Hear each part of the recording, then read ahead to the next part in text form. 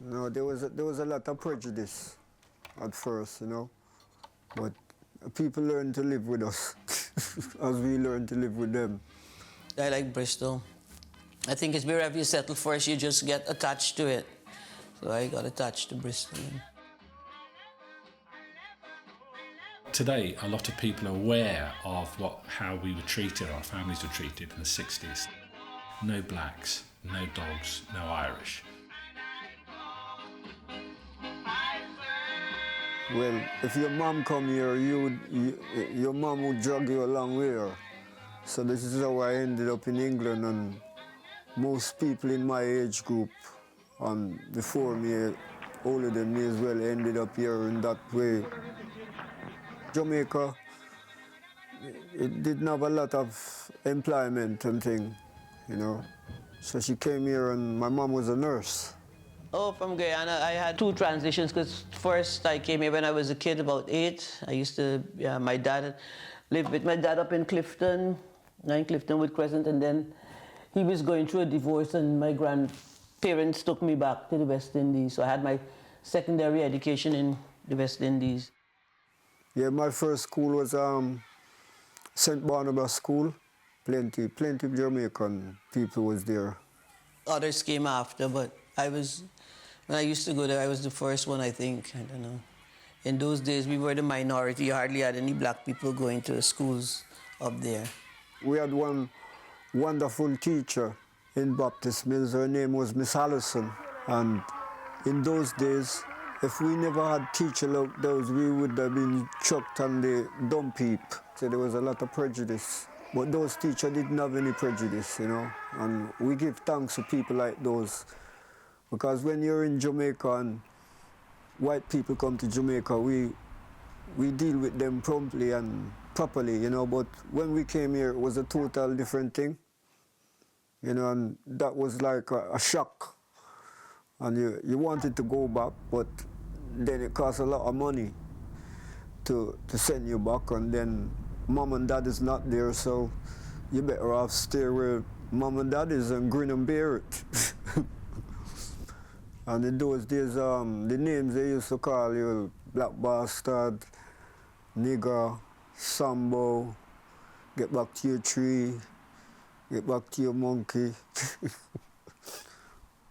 and things like that, It wasn't nice, but I never liked it at first coming here, because England is a cold place, and Jamaica is pure sunshine and pure, paradise, really. The Beaufords and the Star and Garter and the Criterion and the Prince of Wales, those used to be the pubs that people used to go to from back in the 60s,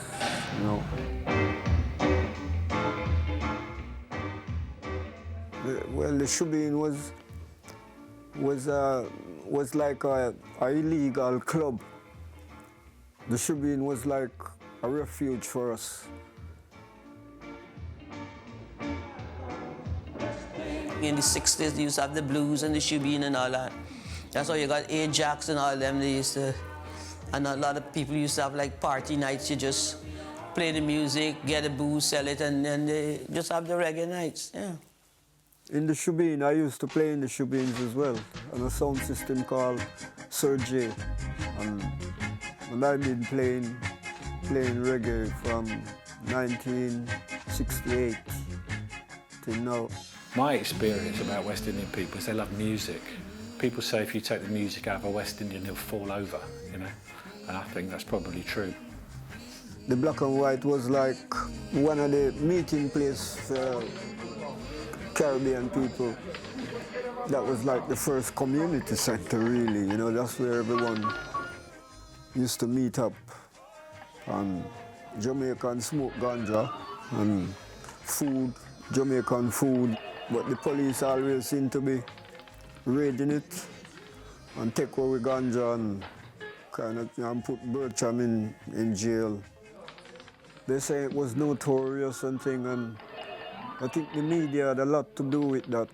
Nobody really in Britain knew much about Bristol, okay, until the 1980 riot. That's what put the name St Paul's across all of the newspapers as a particular part of the city. The police, they came there and they raided the black and white, and this little youth must have picked up a Coca-Cola tin and chucked it at them, and we're fed up of you. You keep coming here and harassing people and take them away, and then everybody just started to retaliate. Police were fought to a standstill. They were driven out of the area. Local people took control of the streets and celebrated. And you can see that when you look at the footage of the riots in 1980. It's black and white youth that are out on the street. It's called a race riot, but it was an anti-police riot. That catapulted around the whole of Britain, and within a year there were riots in major cities. And what that represented was an uprising of a kind, a sort of statement that we're not going to put up with this kind of treatment. So what you saw was a lot of fear. A lot of people didn't like going to St Paul's, but for a lot of other people it was a magnet. So when I moved here, I was quite happy to come and live in Montpellier. You know, I had all the things I was excited about. I moved to the city, to Bristol, in 1982 to come to college initially, and I kind of got stuck here. And I got taken to this pub, the Beaufort, the one we're in, one Friday night, and it just felt like home. It was just full of Irish people, West Indian people and local English people. And I've been drinking in here ever since. In those days, you had the Irish, the this, the that, you know, every minority, and they were all together, you know, drank together, had a good time. It's been a really lively pub. You came in here on a Friday night, and there'd be a DJ playing Jamaican music in the corner, and then around about 10 o'clock the door would fly open, the kitchen door would fly open, and loads of curry goat would come out on paper plates. I used to work here before for the guy who had it before, Vince and Burgess. He had it before. I used to manage it for them. And then when they were leaving, we took over in 1983. With Patsy is more of a reggae scene. Patsy is more musical with it. On a Friday night and Saturday night, you have the music because it draws in more people. And West Indian people like to have a little dance on the weekend. So we used to have another guy named Rennie. He used to play, and then he died.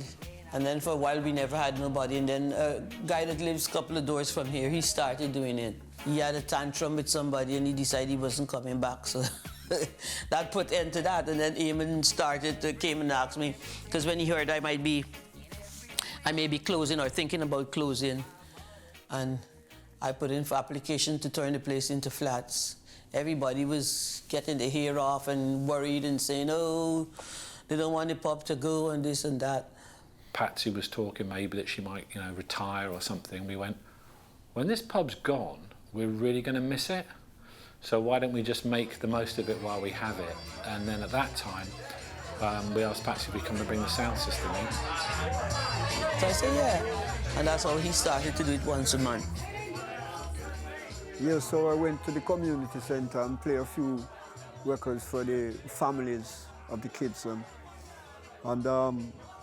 guy heard me and said, well, would you like to come to the Beaufort? And that was about 2 years now. Like once a month, myself and another DJ called Guy Love Champion, the Love Champion sound system. And we've been here ever since, yeah. And we'll be here till it closes, I hope. She's just hanging on in there and give thanks. She's a stubborn old lady, you know, and give thanks for her stubbornness, because sooner or later somebody might buy it if she decides to give up, might buy it, and they might just turn it into flats. So I say big up Patsy for holding the fort with the Beaufort.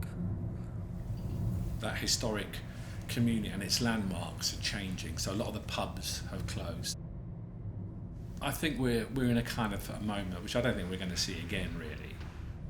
60s, 70s and 80s was the best times, you know, and we ain't going to get that time anymore. It's just living with memories.